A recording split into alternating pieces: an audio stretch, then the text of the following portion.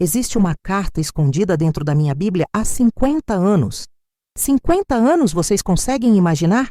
Meio século guardando palavras que nunca foram ditas em voz alta. Um amor que nunca foi vivido.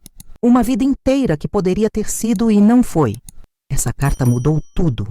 Ela determinou com quem eu casei, como criei meus filhos, quem eu me tornei. E durante todo esse tempo, nem meu marido, nem meus filhos, nem minhas amigas mais próximas sabiam da existência dela. Hoje, aos 78 anos, com as mãos trêmulas pela idade e o coração ainda apertado pela lembrança, resolvi contar. Porque alguns segredos, minha filha, meu filho, pesam tanto que a gente precisa dividir antes de partir. E esse segredo moldou cada dia dos últimos 50 anos da minha vida. Talvez vocês pensem que uma carta não pode mudar uma vida inteira. Mas pode sim. Pode transformar uma menina de 18 anos numa mulher que carregou o peso de uma escolha por 5 décadas. Pode fazer com que cada decisão, cada conselho dado aos filhos, cada olhar pela janela numa tarde chuvosa, seja marcado pelo fantasma do que poderia ter sido. Então peguem uma xícara de café, sentem-se aqui comigo nessa varanda onde passei tantas tardes pensando, e deixem que essa velha conte a história de como 15 páginas escritas à mão em 1968 determinaram o destino de uma vida inteira. Meu nome é Helena. Dona Helena para os vizinhos, vovó Lena para os netos, mas só Helena para mim mesma, nos momentos em que fico sozinha com meus pensamentos. Nasci em 1947, aqui mesmo em São João del Rei, Minas Gerais, numa casa de pau a pique perto da igreja de São Francisco. Meu pai era ferroviário da Rede Mineira de Viação. Trabalhava na Maria Fumaça, que fazia o trajeto até Tiradentes. E minha mãe costurava para fora. Pegava encomendas das famílias mais abastadas da cidade. Éramos 5 irmãos. Eu era a do meio, nem a mais velha que carregava responsabilidades demais, nem a caçula que recebia todas as regalias. Cresci livre, correndo pelas ruas de pedra, brincando de amarelinha na porta da igreja, tomando banho no córrego do lenheiro quando minha mãe não estava olhando. A infância foi boa, simples, daquelas que hoje as crianças não conhecem mais. Esta casa onde moro hoje não é a mesma onde cresci. Essa aqui eu vim morar depois de casada, em 1969. São paredes de taipa, piso de tábuas largas de peroba que meu marido Antônio comprou de um fazendeiro falido. Tem 3 quartos pequenos. Uma sala que serve para tudo. Cozinha com fogão a lenha que até hoje uso porque a comida fica com outro gosto. E essa varanda onde estou agora, de onde vejo a rua de terra, que quando chove vira um lamaçal, e as crianças da vizinhança adoram. Criei 3 filhos nesta casa. Mário, o mais velho, que hoje é gerente de banco em Juiz de Fora. Teresa, a do meio, professora como o pai, mora ali na rua de cima com o marido e meus 2 netos.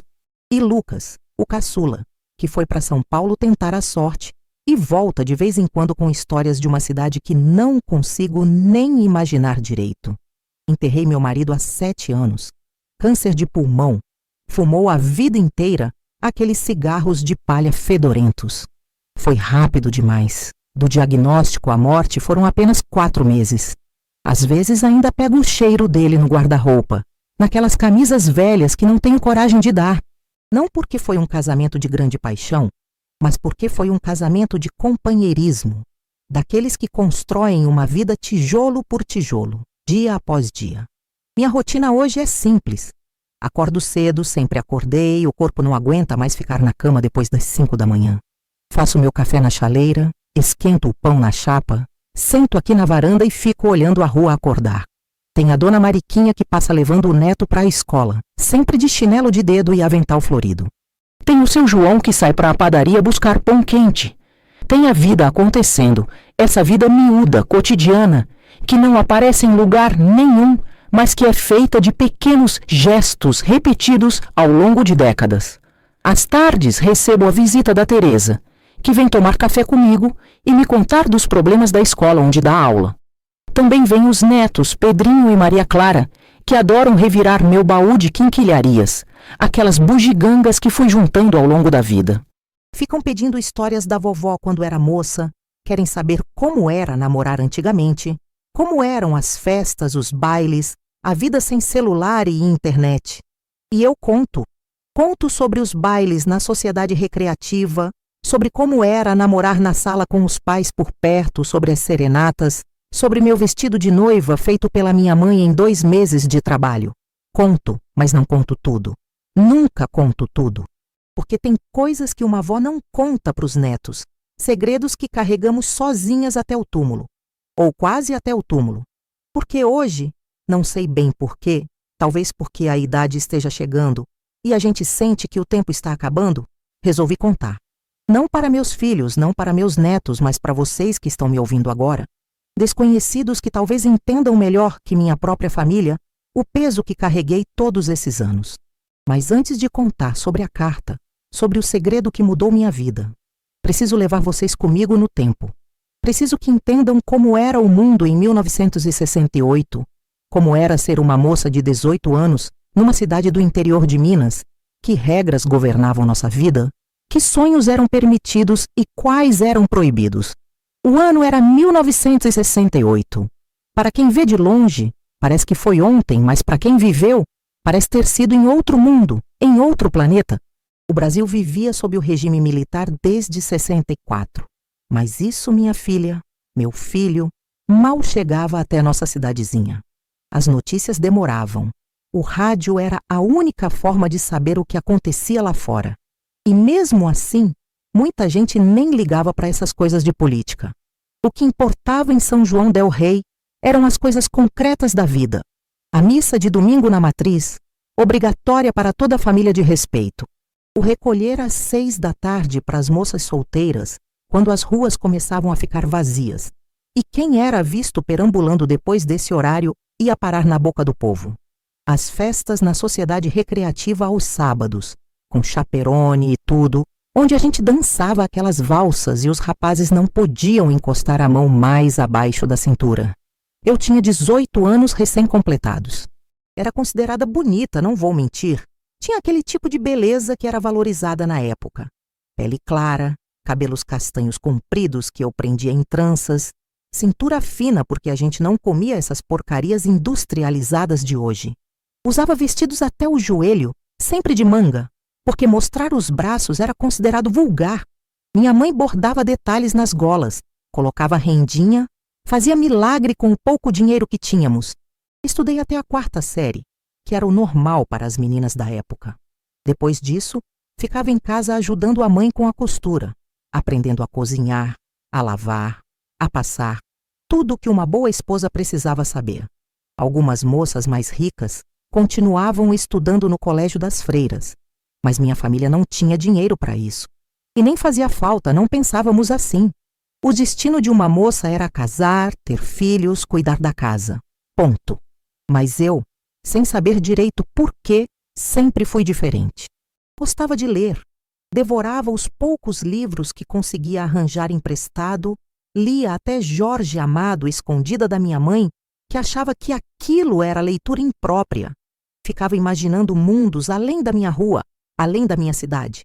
Queria entender as coisas, saber como funcionava o mundo lá fora. Foi por causa dessa curiosidade que comecei a frequentar a biblioteca municipal. Ficava num casarão velho perto da prefeitura, com aquele cheiro de livro antigo, de mofo, de papel amarelado pelo tempo. A bibliotecária era a dona Judite, uma solteirona de 50 anos que vivia para aqueles livros. Ela me deixava ficar ali horas, desde que eu não fizesse barulho e não atrapalhasse os outros. E foi ali, naquela biblioteca empoeirada numa manhã de fevereiro de 1968, que minha vida mudou para sempre. Porque foi ali que conheci Miguel. Ele tinha chegado há pouco mais de 1 mês na cidade. Vinha de Belo Horizonte, tinha estudado numa universidade federal, era formado em letras. A prefeitura o tinha contratado para dar aulas no ginásio municipal. Aquela escola que atendia os filhos das famílias mais pobres que não podiam pagar o colégio particular. Miguel tinha 26 anos. Era alto, magro, usava óculos redondos que davam um ar intelectual. Cabelos um pouco compridos para os padrões da época. Sempre meio bagunçados como se ele tivesse acabado de acordar. Vestia camisas de manga comprida mesmo no calor. calças de brim, sapatos sempre engraxados. Tinha aquele jeito de cidade grande, falava de coisas que ninguém na minha rua sabia, citava autores que eu nunca tinha ouvido falar. Nosso primeiro encontro foi por acaso. Eu estava procurando um livro específico, Iracema de José de Alencar, que a dona Judite tinha falado que estava na prateleira dos clássicos. Mas era alto demais. Eu não alcançava. Fiquei ali na ponta dos pés, esticando o braço, quando uma mão passou por cima da minha e pegou o livro. Era ele, Miguel. Sorriu daquele jeito meio torto, entregou o livro e disse: Iracema, boa escolha. Embora eu prefira Senhora, do mesmo autor, é mais complexo. Fiquei sem saber o que responder. Ninguém nunca tinha conversado comigo sobre livros daquele jeito, como se eu pudesse ter uma opinião, como se meu gosto importasse. Balbuciei obrigada e fui para uma mesa no canto, longe dele, porque meu coração estava disparado e eu não entendia o porquê. Mas a partir daquele dia, começamos a nos cruzar na biblioteca, sempre às quartas-feiras pela manhã, quando ele tinha uma janela no horário de aulas. A princípio eram só olhares, depois vieram os bom dias, depois pequenos comentários sobre os livros que cada um estava lendo. Ele começou a me recomendar leituras, autores que eu deveria conhecer. Você precisa ler Machado de Assis, ele disse uma vez, olhando por cima dos óculos. Dom Casmurro vai mudar sua visão sobre narrativa. E mudou, não só sobre narrativa, mas sobre tudo, porque junto com os livros que Miguel me emprestava, vinham conversas sobre filosofia, sobre política, sobre arte, sobre liberdade. Coisas que ninguém na minha casa discutia, que nem passavam pela cabeça das minhas amigas. Ele falava sobre a ditadura militar, sobre a censura, sobre os estudantes que estavam protestando nas universidades. Falava sobre música, me contou sobre a Tropicália, sobre Caetano Veloso e Gilberto Gil. Trouxe um dia um disco que tocamos baixinho no toca-discos velho da biblioteca. Alegria, alegria. Eu nunca tinha ouvido nada parecido. Miguel me fazia perguntas que ninguém nunca tinha feito. O que eu achava sobre isso? O que eu pensava daquilo? Como se minha opinião importasse, como se eu fosse capaz de pensar por conta própria. Para uma moça de 18 anos que tinha passado a vida ouvindo que seu papel era obedecer, primeiro ao pai e depois ao marido, aquilo era revolucionário. As semanas foram passando e nossos encontros foram se tornando mais íntimos. Não fisicamente, entendam bem, porque isso seria um escândalo, mas emocionalmente. Ele contava sobre sua vida em Belo Horizonte, sobre a família dele que tinha dinheiro, sobre o pai advogado que queria que ele seguisse direito, mas ele tinha escolhido letras. Contava sobre as namoradas que teve na capital, sobre as festas na universidade, sobre um mundo que para mim era completamente distante. E eu contava sobre minha vida simples, sobre crescer sem muitas posses, mas com amor, sobre meus irmãos, sobre minha mãe que costurava até tarde da noite para ganhar uns trocados extras. Miguel ouvia com uma atenção que eu nunca tinha recebido de ninguém, como se cada palavra minha fosse importante. Foi mais ou menos nessa época que Antônio começou a me cortejar oficialmente. Antônio era filho do seu Geraldo, dono da farmácia na praça principal. Tinha 22 anos, tinha estudado para ser farmacêutico em Barbacena. Tinha voltado para assumir o negócio da família. Era bonito de um jeito convencional, cabelos bem penteados com brilhantina, roupas sempre impecáveis, modos educados. Minha mãe ficou radiante quando ele pediu permissão para me namorar. Um partido e tanto, Helena, ela dizia, os olhos brilhando de orgulho. Filho de comerciante, com profissão, com futuro garantido, uma bênção. Meu pai também aprovou. Fez aquela conversa de homem para homem com o Antônio, medindo intenções, falando de responsabilidade e respeito. E Antônio era respeitoso mesmo. Vinha me visitar 2 vezes por semana, sempre à noite. Sentávamos na sala com minha mãe ou alguma irmã por perto. Trazia flores, bombons quando podia. Falava sobre o futuro, sobre a casa que queria construir, sobre os filhos que teríamos, sobre a vida estável que poderíamos ter juntos. Eu deveria estar feliz. Qualquer moça na minha posição estaria. Antônio era exatamente o tipo de marido que toda mãe sonhava para a filha. Trabalhador, sério, de boa família, com futuro garantido. Não bebia, não jogava, não tinha vícios. Era previsível, seguro, confiável. Mas quando eu fechava os olhos à noite, quem eu via não era Antônio com sua brilhantina e suas flores. Era Miguel com seus óculos redondos e suas palavras que faziam meu mundo expandir. Era Miguel falando sobre liberdade, sobre escolhas, sobre viver a vida por conta própria. Comecei a viver uma espécie de vida dupla. De dia era a Helena certinha, filha obediente, namorada exemplar do Antônio. Aceitava os galanteios dele com sorrisos, ouvia os planos que ele fazia para nosso futuro, ajudava minha mãe a bordar lençóis para o enxoval que já estava sendo preparado. Mas às quartas-feiras pela manhã, eu me transformava. Era a Helena que discutia literatura com Miguel, que ouvia sobre filosofia, que ousava ter opiniões próprias. A Helena que sentia o coração acelerar quando nossos dedos se tocavam acidentalmente ao pegar o mesmo livro.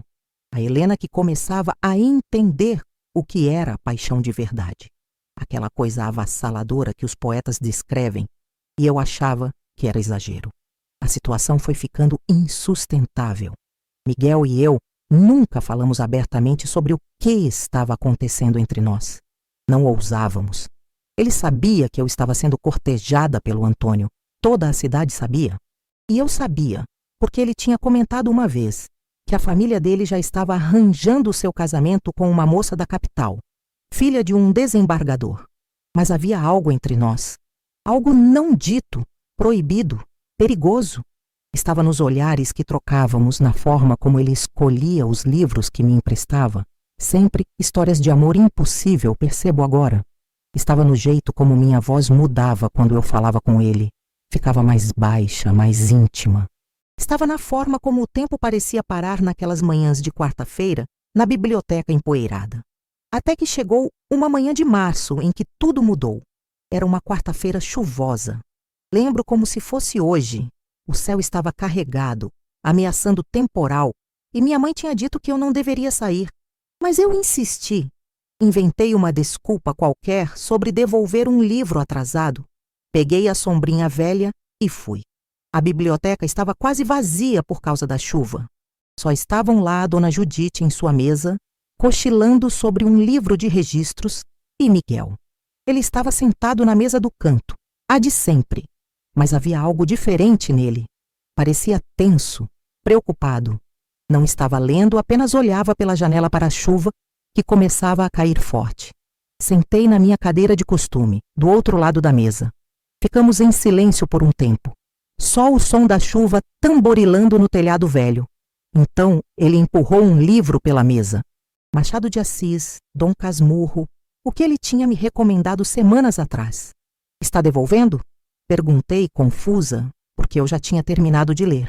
Não, ele disse baixo, olhando ao redor para ter certeza de que a dona Judite continuava dormindo.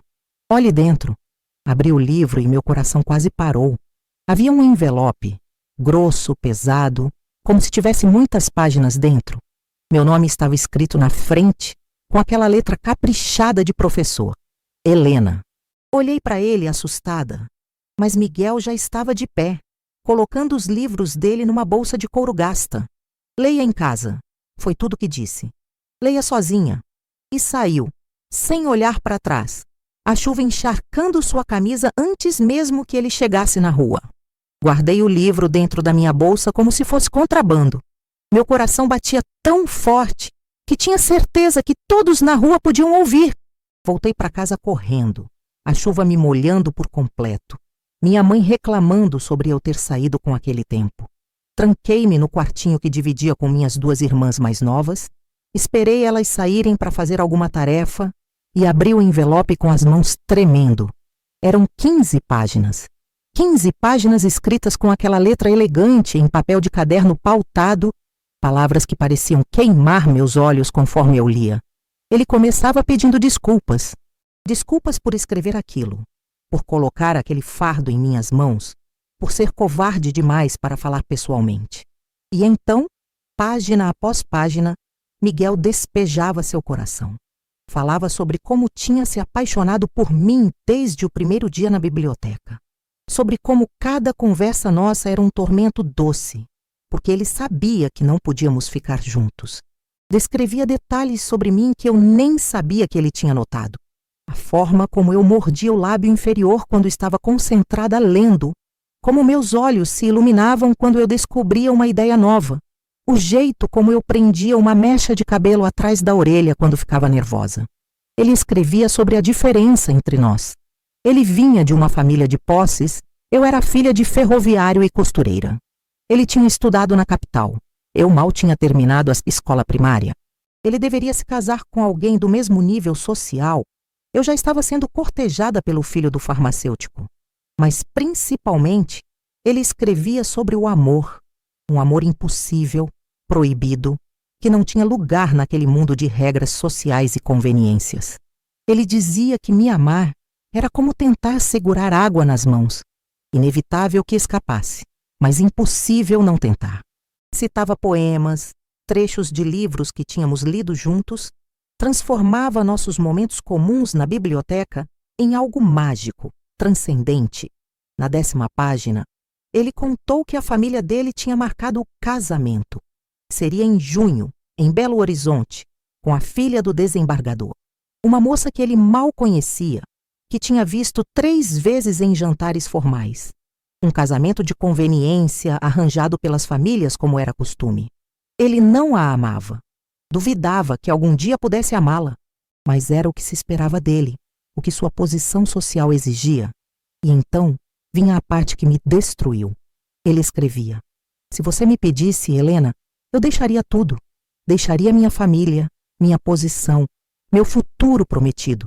Fugiríamos para longe, começaríamos de novo, só nós 2 contra o mundo. Mas não posso pedir isso de você.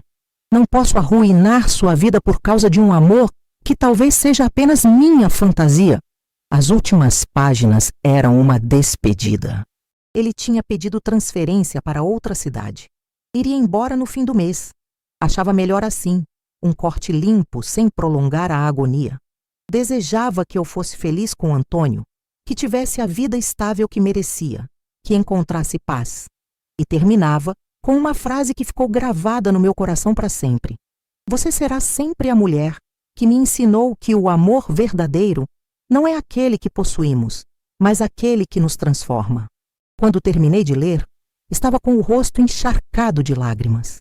Minhas mãos tremiam tanto que mal conseguia segurar as páginas. Senti algo se partir dentro de mim, algo que nunca mais se consertou completamente. Porque vejam vocês, naquele momento eu entendi uma verdade terrível. Eu também o amava. Tinha passado meses tentando negar, tentando me convencer de que eram apenas conversas agradáveis, amizade, interesse intelectual. Mas não era. Eu o amava com uma intensidade que me assustava, que me fazia acordar no meio da noite, com o coração disparado, que transformava cada quarta-feira na melhor parte da minha semana. E ele estava indo embora. E eu estava noiva do Antônio, porque sim, naquela mesma semana, Antônio tinha pedido oficialmente minha mão.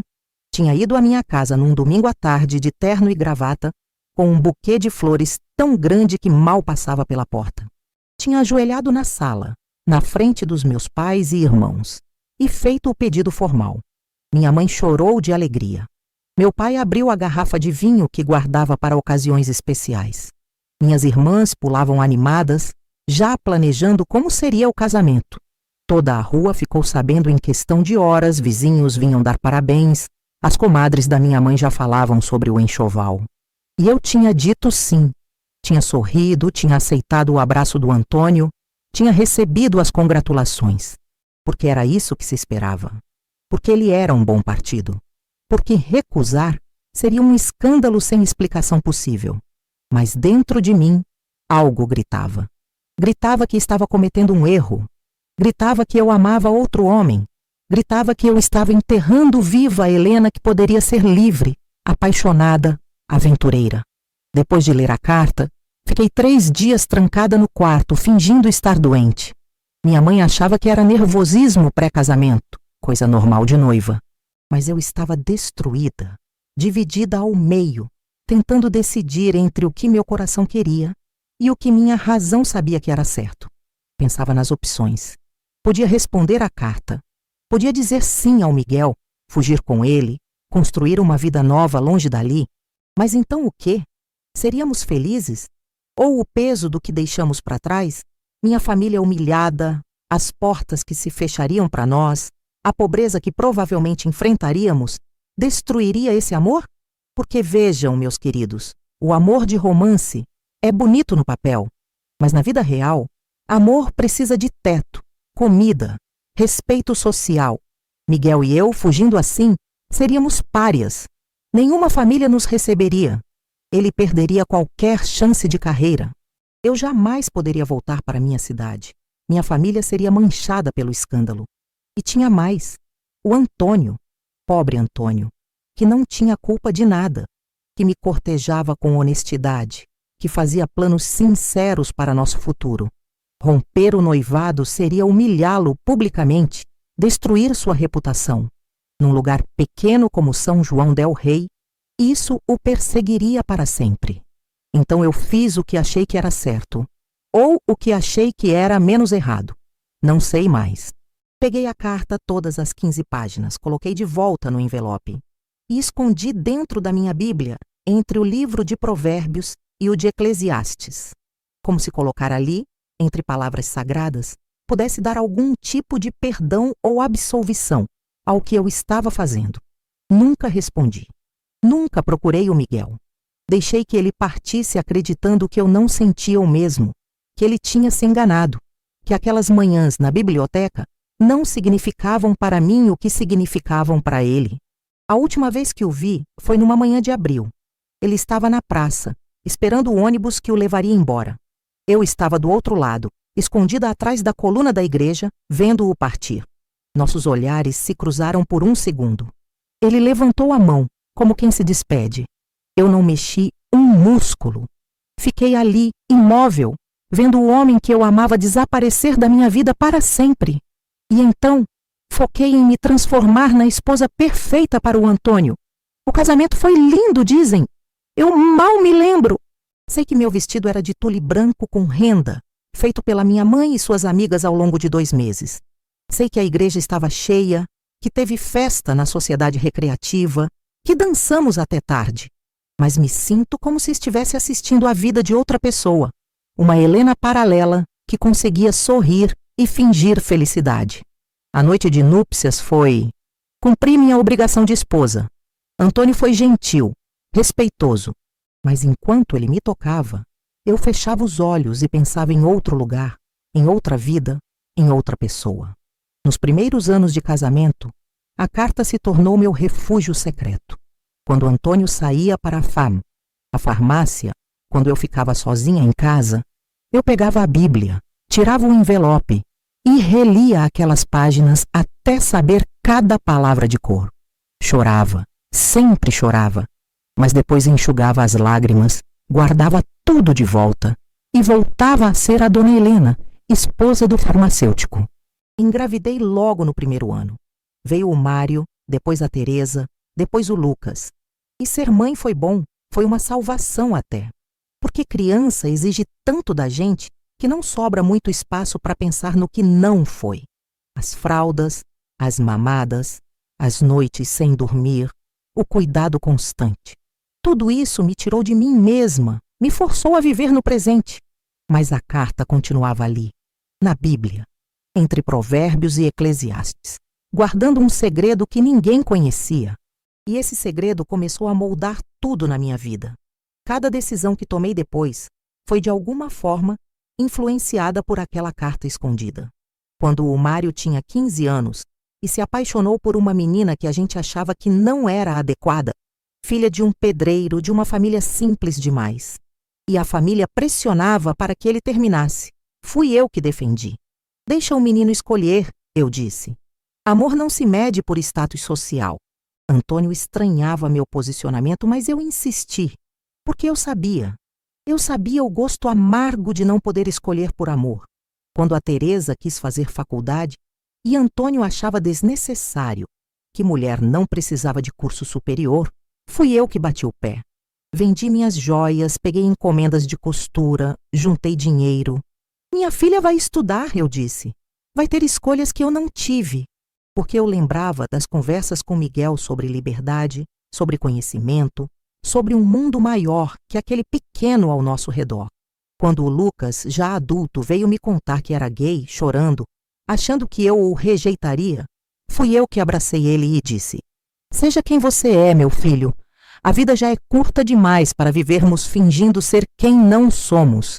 Antônio teve dificuldade em aceitar, mas eu fui firme, porque eu sabia. Eu sabia o que era esconder quem realmente se é. Viver uma mentira por décadas. A carta me tornou uma mãe diferente.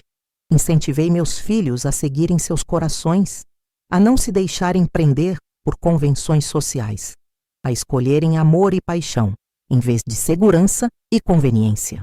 Ironicamente, dei a eles exatamente o que eu mesma não tive coragem de tomar para mim.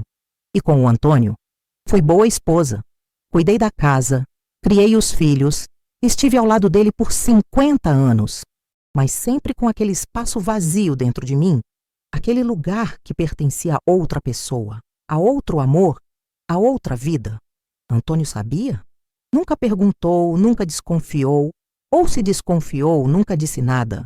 Éramos um casal funcional, cumprindo nossos papéis. Ele provendo, eu cuidando. Companheiros mais do que amantes, parceiros na construção de uma vida, de uma família, de um lar. Houve momentos bons, sim. Não quero que pensem que foram 5 décadas de pura infelicidade. Tivemos alegrias, risadas, momentos de genuína conexão.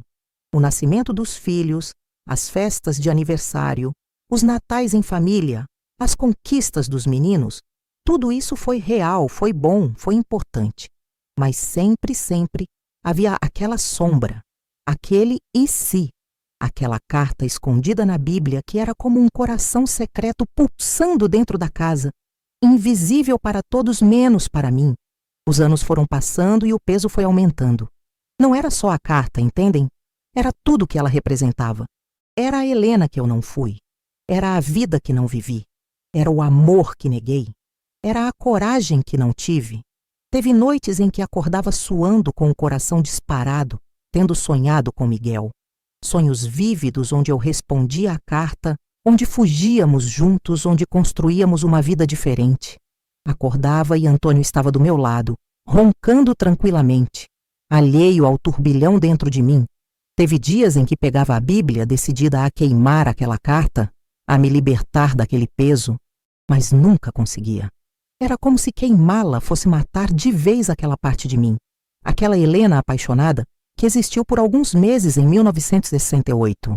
Minha mãe morreu em 1995, sem nunca saber. Meu pai em 2001, também sem saber. Levaram para o túmulo a imagem da filha certinha, da que fez a escolha certa, da que teve o casamento estável e a vida feliz. Minhas irmãs casaram, tiveram suas próprias famílias. Encontrávamos nos almoços de domingo, nas festas de família. Elas me viam como exemplo, a mais velha que tinha conseguido um bom casamento. Nenhuma delas sabia que dentro de mim vivia uma mulher dividida. E Antônio, pobre Antônio, quando ele adoeceu, quando o câncer veio rápido e devastador, eu cuidei dele com dedicação. Noites no hospital, tratamentos, a dor dele que também era minha. E nos últimos dias, quando ele mal conseguia falar, ele segurou minha mão e disse: "Fui feliz com você, Helena. Obrigado por ter sido minha esposa." Eu chorei. Chorei muito, porque ele tinha sido bom comigo, porque não merecia uma esposa que guardava o amor de outro homem em seu coração, porque ele foi feliz, genuinamente feliz, enquanto eu apenas fingi por 50 anos. Depois que ele morreu, pensei que finalmente poderia me livrar da carta. Estava sozinha agora.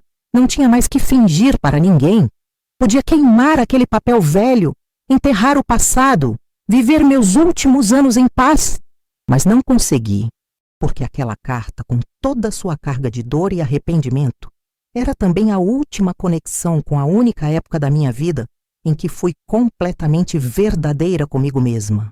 Era a prova de que houve um momento, mesmo breve, em que amei e fui amada de verdade. daquela forma avassaladora que transforma pessoas. E agora, 7 anos depois, aos 78 anos, continuo com a carta dentro da Bíblia.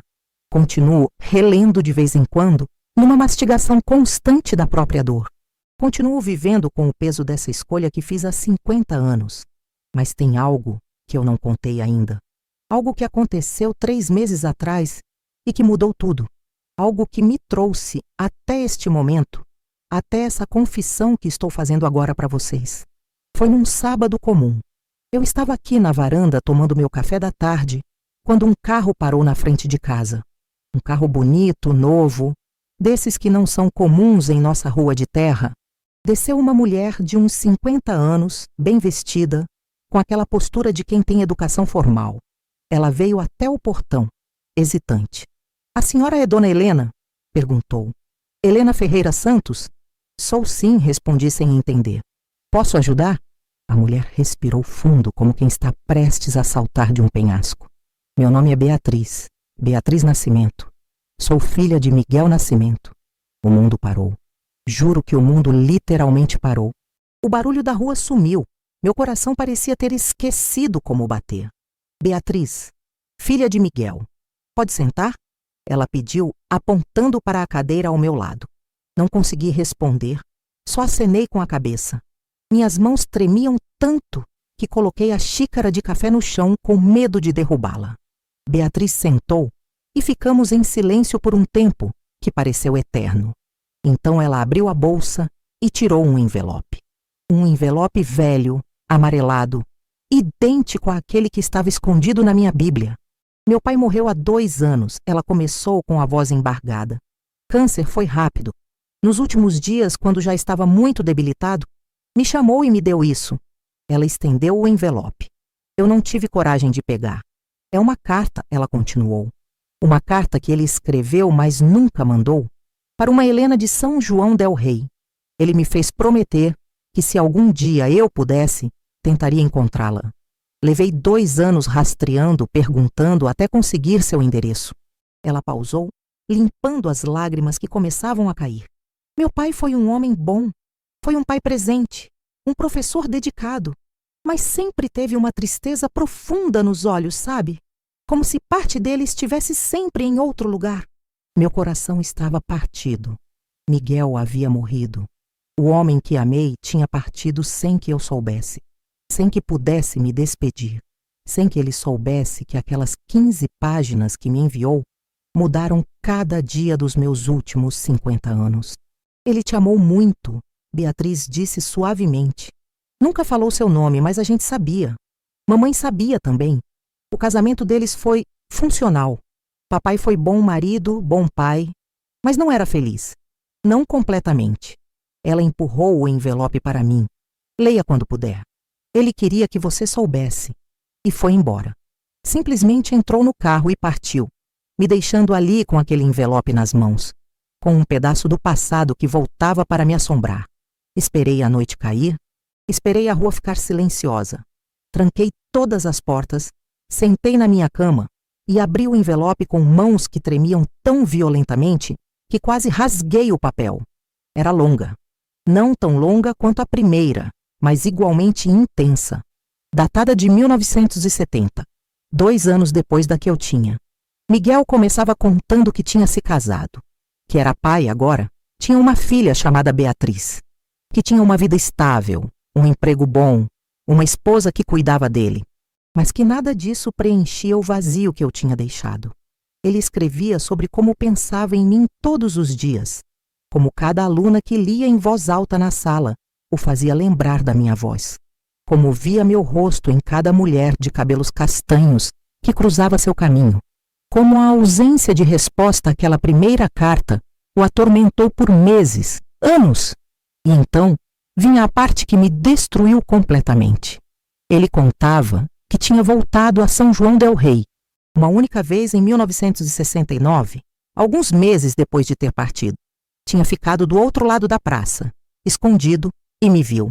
Viu eu e o Antônio, recém-casados, saindo da missa de domingo. Viu como Antônio me segurava pela cintura, como cumprimentávamos os conhecidos, como parecíamos um casal feliz. E naquele momento, ele escrevia, entendi que tinha feito certo ao partir. Você tinha a vida que merecia. Estável, respeitável, segura. Eu não tinha nada a oferecer, além de um amor irresponsável que poderia ter destruído ambos. Ver você aparentemente feliz foi a confirmação de que minha covardia tinha sido, paradoxalmente, a decisão certa. Mas então ele continuava, e as palavras que vinham a seguir me rasgaram por dentro. Mas sempre me pergunto, Helena, sempre, e se eu tivesse esperado? E se tivesse dado tempo para você responder? E se aquele silêncio não fosse rejeição, mas medo? E se você também me amasse, mas não teve coragem de dizer? Viverei o resto de meus dias sem saber a resposta. E ali estava. A verdade que ele nunca soube. A verdade que eu nunca disse. Eu o amava. Amei então. Amei durante todos esses anos. Amava ainda naquele momento, lendo aquelas palavras escritas décadas atrás. Mas meu silêncio, minha covardia, minha escolha de não responder, ele interpretou como rejeição e viveu o resto da vida acreditando que aquele amor imenso que sentia era só dele, que eu não tinha correspondido, que tinha sido apenas um professor encantado por uma aluna. A carta terminava com uma despedida final, definitiva. Ele escrevia que não tentaria mais contato, que deixaria aquele amor descansar finalmente, que esperava que eu fosse genuinamente feliz e que guardaria aquela carta para sempre, como lembrança de um amor que foi real, mesmo que não correspondido. Mesmo que não correspondido. Aquelas 4 palavras me perseguem desde que as li, porque foram correspondidas. Foram correspondidas com uma intensidade que me destruiu, que moldou toda a minha vida depois, que me transformou em quem me tornei. Mas ele morreu sem saber. Chorei aquela noite como não chorava há décadas. Chorei pelo Miguel que se foi. Chorei pela Helena jovem que não teve coragem. Chorei pelas 2 vidas que poderiam ter sido vividas juntas. Chorei pelos 50 anos de arrependimento, de e se, de dor guardada. E então fiz algo que nunca tinha feito. Peguei a primeira carta, aquela de 1968, e as coloquei lado a lado na minha cama. 15 páginas de 1968, 8 páginas de 1970, 23 páginas no total que contavam a história de um amor que existiu, mas não foi vivido. Pela primeira vez em 50 anos, olhei para aquelas cartas não com nostalgia romântica, mas com a clareza cruel da idade. E entendi algo devastador. Nós 2 sofremos. Nós 2 vivemos vidas pela metade. Nós 2 ficamos presos naquele ano de 1968, naquela biblioteca empoeirada, naquelas quartas-feiras que pareciam existir fora do tempo. Ele se casou sem amar completamente. Eu me casei sem amar completamente. Ele viveu com o fantasma de um amor não correspondido. Eu vivi com a culpa de um amor não assumido. 2 vidas desperdiçadas. 2 famílias construídas sobre fundações frágeis. Filhos criados por pais que estavam emocionalmente divididos. E o pior, tudo isso era desnecessário. Porque vejam, não era um amor impossível. Não realmente. Éramos 2 adultos livres que poderiam ter escolhido ficar juntos. Sim, haveria dificuldades. Sim, enfrentaríamos preconceito social. Sim, seria difícil. Mas não seria mais difícil do que viver 50 anos com o coração dividido. Do que criar filhos fingindo uma felicidade que não sentíamos completamente. Do que deitar ao lado de alguém toda noite pensando em outra pessoa. O amor de mim e Miguel não era impossível. O que era impossível era a coragem que precisaríamos ter. E nós 2 falhamos nisso. Não foi só eu. Não foi só ele. Nós 2 escolhemos a segurança, as convenções, o medo, em vez de arriscar tudo por uma chance de sermos felizes de verdade. E agora era tarde demais. Tarde demais para Miguel, que estava sob a terra. Tarde demais para mim, velha demais, cansada demais com uma vida inteira já vivida do jeito errado. Depois daquela noite, entrei num estado de... não sei nem descrever. Não era depressão exatamente. Era mais uma clareza dolorosa sobre toda a minha existência. Como se finalmente, depois de 78 anos, eu pudesse ver minha vida de fora, com toda a sua verdade nua e crua. Comecei a questionar tudo, cada decisão que tinha tomado, cada conselho que tinha dado aos meus filhos. Será que tinha sido justa com eles? Será que, ao incentivá-los a seguirem seus corações, não estava projetando minha própria frustração? Será que não estava usando-os para viver a coragem que eu mesma não tive? E o Antônio, pobre Antônio que passou 50 anos ao meu lado, sem nunca saber que dividia minha cama, mas não tinha meu coração completo. Será que ele desconfiou? Será que sofreu em silêncio também? Ou foi genuinamente feliz, como disse antes de morrer, e eu que projetei minha infelicidade nele? Essas perguntas me atormentavam dia e noite. Parei de dormir direito. Parei de comer direito. A Teresa percebeu que algo estava errado. Vinha me visitar todo dia preocupada, perguntando se eu estava doente, se precisava de médico. Não é doença do corpo, filha, eu dizia. É doença da alma, e dessa não tem remédio. Até que, 2 semanas depois de receber a segunda carta, tomei uma decisão. Precisava contar. Precisava tirar esse peso de dentro de mim antes que morresse com ele. Mas para quem contar? Para meus filhos? Não conseguiria suportar o julgamento, a decepção nos olhos deles ao descobrirem que a mãe não era quem pensavam que era. Foi quando lembrei da Beatriz, a filha de Miguel. Ela já sabia parte da história. Tinha trazido a carta do pai. Seria justo que soubesse o resto. Que soubesse que o amor do pai não tinha sido em vão, que tinha sido correspondido, que ambos viveram presos ao mesmo fantasma. Consegui o telefone dela através de uma vizinha que conhecia alguém que conhecia alguém. Liguei. Quando ela atendeu, só consegui dizer: "Preciso falar com você", pessoalmente. Ela veio no dia seguinte. Voltamos a sentar na mesma varanda, nas mesmas cadeiras. Mas dessa vez, fui eu quem abriu a bolsa e tirou um envelope. "Também tenho uma carta do seu pai", eu disse, estendendo aquelas 15 páginas amareladas. "Recebi em 1968. Nunca respondi, mas também nunca joguei fora." Beatriz leu em silêncio. Eu via as lágrimas escorrendo pelo rosto dela conforme avançava pelas páginas. Quando terminou, olhou para mim com uma expressão que misturava dor e compreensão. "Você o amava", ela disse. Não era pergunta, era afirmação. "Amava", respondi. "Mais do que qualquer coisa. Mais do que minha própria vida. Mas não tive coragem. E então contei tudo. Contei sobre as manhãs na biblioteca, sobre as conversas, sobre como me apaixonei. Contei sobre o Antônio, sobre o pedido de casamento, sobre a pressão social, sobre o medo. Contei sobre os 50 anos vivendo uma mentira, sendo esposa de um homem enquanto amava outro. Beatriz ouviu tudo em silêncio. Quando terminei, ela também chorou. "Meu pai nunca amou minha mãe", ela confessou. "Não daquele jeito. Ele foi bom pai, bom marido nos termos práticos, mas sempre teve aquela tristeza, aquela distância. Mamãe sabia. Eles tinham um acordo tácito. Ele provia, ela cuidava, mas não havia paixão ali." Ela pausou, limpando as lágrimas. "Sabe qual foi a última coisa que ele me disse antes de morrer?" Ele segurou minha mão e disse: "Bia, nunca deixe o medo te impedir de amar." Eu deixei e me arrependi cada dia de minha vida. Ficamos ali, 2 mulheres de gerações diferentes, unidas pela mesma tragédia. 2 amores que poderiam ter sido, 2 vidas que não foram vividas completamente. "Você vai contar para sua família?" Beatriz perguntou depois de um tempo. "Não sei", admiti.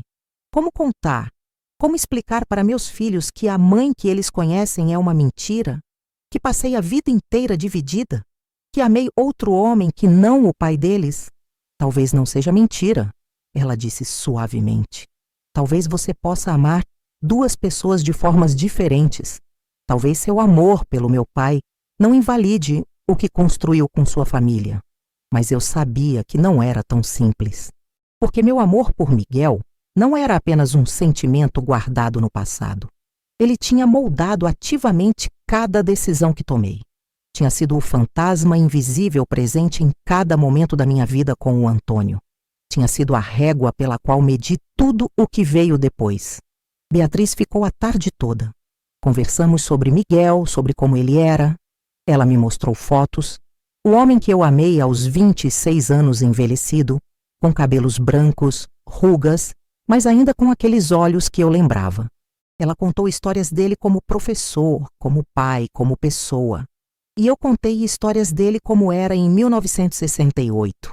O Miguel jovem, com seus óculos redondos e suas palavras que faziam meu mundo expandir. O Miguel que me emprestava livros proibidos e discutia filosofia comigo, como se minhas opiniões importassem. Foi estranho, surrealista. Duas mulheres juntando pedaços de um homem que ambas conheceram em contextos completamente diferentes. A filha e o amor impossível. Tentando montar o quebra-cabeça de quem Miguel Nascimento realmente foi. Quando ela foi embora, já estava escurecendo. Ela me abraçou na despedida, forte, como se tentasse transferir um pouco de conforto através daquele gesto. Obrigada por amar meu pai, ela disse. Mesmo que de longe, mesmo que em silêncio. Acho que ele sabia no fundo. Acho que ele sentiu, mas não sabia. Essa era a tragédia. Ele morreu pensando que seu amor tinha sido só dele, não correspondido, desperdiçado. E eu vivi pensando que tinha feito a escolha certa, a escolha madura, quando na verdade tinha apenas feito a escolha covarde. Nos dias seguintes, fiquei pensando se deveria contar para meus filhos, chamá-los, sentar na sala e revelar o segredo que guardei por toda a vida deles. Mas toda vez que pegava o telefone, a coragem me faltava. Porque, vejam, contar seria aliviar meu peso, mas colocar um peso neles. Seria fazer com que reavaliassem toda a infância, toda a história da família, todo o casamento dos pais. Seria manchar a memória do pai deles, fazer com que questionassem se ele foi feliz, se foi amado de verdade, e para quê? Para me redimir? Para aliviar minha consciência? Não seria apenas mais um ato de egoísmo da minha parte? A Teresa veio me visitar numa tarde. Notou que eu estava estranha. Mãe, o que está acontecendo? Você está diferente, está me preocupando. Quase contei. As palavras estavam na ponta da língua. Mas então ela começou a falar sobre os filhos dela, sobre os problemas da escola, sobre a vida comum do dia a dia. E percebi que contar seria inserir uma bomba no meio dessa normalidade. Seria explodir a família que construímos. Então engoli as palavras e disse: nada, filha. É só a idade chegando. A gente fica mais pensativa. Mas a decisão de não contar para minha família me levou a outra questão. Se não posso contar para quem deveria contar, então para quem? Como liberto esse peso sem prejudicar quem amo? E foi aí que pensei em vocês. Em fazer isso que estou fazendo agora. Gravar minha história. Contar para desconhecidos. Pessoas que podem entender sem julgar. Que podem ouvir sem que sua vida seja afetada. Contar para o mundo anônimo esse segredo que não posso contar para minha família. Deixar registrado em algum lugar que Helena Ferreira Santos amou Miguel Nascimento com toda a intensidade de que um coração humano é capaz. E que essa escolha de não viver esse amor determinou os próximos 50 anos de sua vida. Então é isso. Essa é minha história. A história de uma carta que mudou tudo. De um amor que não foi vivido, de uma vida que foi escolhida pelo medo em vez da coragem. Vocês devem estar se perguntando: me arrependo? A resposta é complicada. Porque vejam, se eu tivesse escolhido diferente, meus 3 filhos não existiriam. Não esses 3 filhos específicos, com essas personalidades, essas vidas. Seriam outros, ou talvez nenhum. E eu não consigo imaginar um mundo sem o Mário, sem a Teresa, sem o Lucas. Eles são a melhor coisa que fiz na vida. Mas também não posso dizer que fiz a escolha certa, porque vivi 50 anos dividida, com o coração partido, com uma parte de mim sempre em outro lugar. Não fui completamente presente para o Antônio. Não fui a esposa que ele merecia. E mesmo sendo boa mãe, sempre houve aquela sombra, aquele e se que me rondava. A verdade é que não existe escolha certa quando o dilema é entre o coração e a razão, entre a paixão e a segurança, entre o amor e o dever. Qualquer caminho teria seu preço. Eu escolhi um, Miguel escolheu outro, e ambos pagamos. O que aprendi com tudo isso? Que segredos pesam, que silêncios doem, que amor não vivido não desaparece, ele fica ali dentro da gente, pulsando como um coração fantasma, que podemos construir vidas inteiras sobre fundações frágeis, fingir felicidade por décadas, e ainda assim, no final, quando estamos sozinhos com nossos pensamentos, a verdade vem à tona. Aprendi que não somos apenas uma coisa. Não somos apenas a mãe dedicada, ou a esposa fiel, ou a mulher apaixonada. Somos tudo isso junto, contraditório, confuso, humano. E que carregar todos esses papéis ao mesmo tempo, sem que eles se encaixem perfeitamente, é a experiência comum de ser gente. Se eu pudesse voltar no tempo, mudaria alguma coisa? Honestamente, não sei. Parte de mim quer dizer sim, que responderia aquela carta, que fugiria com Miguel, que viveria aquela grande paixão até onde ela nos levasse. Mas outra parte sabe que talvez a paixão não tivesse sobrevivido à realidade cotidiana, à pobreza, ao preconceito. Talvez o amor de mim e Miguel só tenha permanecido tão intenso porque nunca foi testado pela realidade. Talvez ele viva tão forte em minha memória exatamente porque não foi vivido, porque permaneceu perfeito, idealizado, imune aos desgastes do tempo e da rotina. Ou talvez não. Talvez teríamos sido felizes, construído uma vida bonita juntos, envelhecido de mãos dadas. Nunca vou saber. E é isso que dói mais. Não a escolha que fiz, mas a impossibilidade de saber se a outra teria sido melhor. O que posso dizer com certeza é isto: guardem segredos com cuidado, porque eles têm peso, têm custo, têm consequências. Aquela carta que escondi há 50 anos moldou cada dia da minha vida desde então. Cada decisão, cada conselho, cada pensamento solitário numa tarde chuvosa, tudo foi atravessado por aquele amor escondido. E se vou morrer com esse segredo sem contar para minha família? Provavelmente sim, porque agora, vendo o todo, percebo que contar seria apenas transferir meu fardo para os ombros deles. Seria fazê-los carregar um peso que é meu, que sempre foi meu. Então vou morrer sendo lembrada como a Dona Helena, mãe dedicada, avó carinhosa, esposa fiel do farmacêutico Antônio. Vou levar para o túmulo a Helena que amou Miguel, que foi covarde demais para assumir esse amor, que viveu uma vida paralela dentro da própria cabeça. E está tudo bem, ou pelo menos precisa estar, porque essa foi a vida que escolhi, para o bem e para o mal. E no final, talvez a vida seja isso mesmo, uma série de escolhas imperfeitas, caminhos tomados que sempre deixam outros caminhos por explorar, amores que ficam guardados em cartas amareladas dentro de bíblias velhas. Então é isso, meus queridos. Obrigada por terem me ouvido até aqui. Obrigada por me darem esse espaço para contar o que não posso contar para ninguém da minha vida real. Se vocês chegaram até este ponto, é porque, de alguma forma, essa história tocou em algo dentro de vocês. Talvez porque também carreguem segredos. Talvez porque também fizeram escolhas que questionam. Talvez porque também amaram alguém em silêncio. E se é assim, quero que saibam. Vocês não estão sozinhos. Todos nós, em algum nível, vivemos vidas divididas. Todos temos versões de nós mesmos que não mostramos ao mundo. Todos carregamos amores não vividos, palavras não ditas, coragem que nos faltou em momentos cruciais.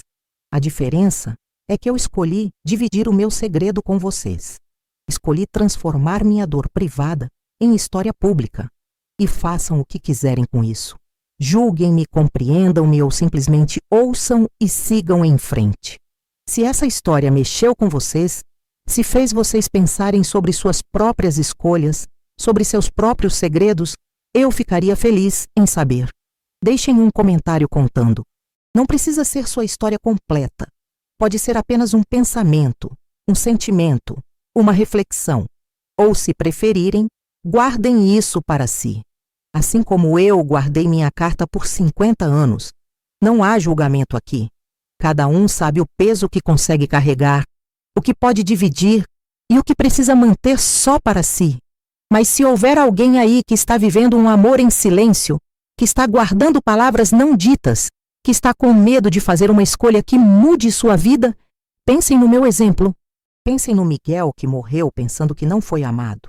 Pensem na Helena que viveu 50 anos com o coração dividido. Não estou dizendo que a resposta é sempre seguir o coração. Não estou dizendo que devemos largar tudo por paixão. As escolhas são complexas e cada situação é única. O que estou dizendo é: não deixem o medo ser o único motivo. Não façam de suas vidas um longo exercício de arrependimento, porque vejam, o arrependimento do que fizemos dói, mas o arrependimento do que não fizemos, do que não tentamos, do que não ousamos, esse dói para sempre. Tenho 78 anos agora. Sei que não me resta muito tempo. Quando chegar minha hora, vou para o mesmo cemitério onde está o Antônio.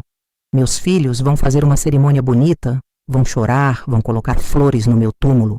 E ninguém, além de Beatriz e de vocês que estão me ouvindo agora, saberá da Helena que amou Miguel. Aquela Helena vai morrer comigo. Ou talvez não. Talvez, ao contar essa história, eu tenha dado a ela uma forma de continuar existindo. Talvez, em algum lugar do universo de histórias não contadas, Miguel e Helena finalmente possam se encontrar. Não no mundo real, mas no espaço etéreo das possibilidades, das vidas que poderiam ter sido. Isso me conforta. Saber que, mesmo que só através dessa história, nosso amor não foi completamente em vão, que ele existiu, que foi real, que merecia ser contado. Então guardem essa história com carinho se quiserem. Ou esqueçam dela, tanto faz. O importante é que ela foi dita, o peso foi dividido, o segredo foi revelado. E eu, Dona Helena, aos 78 anos, finalmente tive a coragem que me faltou aos 18. Obrigada por me ouvirem. Obrigada por existirem. Obrigada por me darem esse espaço para ser, por algumas horas, completamente verdadeira. E se vocês aprenderem algo com minha história, que seja isto. Amem enquanto podem. Falem enquanto há tempo. Sejam corajosos quando a vida pedir coragem, porque o tempo passa rápido demais e quando percebermos, estaremos velhos numa varanda, relembrando os amores que não vivemos. Que Deus abençoe vocês, que a vida seja mais gentil com vocês do que foi comigo, e que quando chegarem aos 78 anos, possam olhar para trás sem o peso de um segredo guardado por 50 anos. Um abraço desta velha que ainda está aprendendo a viver, mesmo tão perto de morrer. Até a próxima. Ou talvez não. A gente nunca sabe, não é? Fiquem bem. Fiquem em paz. E não guardem cartas em Bíblias velhas. Ou se guardarem, que sejam cartas de amores vividos, não de amores perdidos. Um beijo no coração de cada um.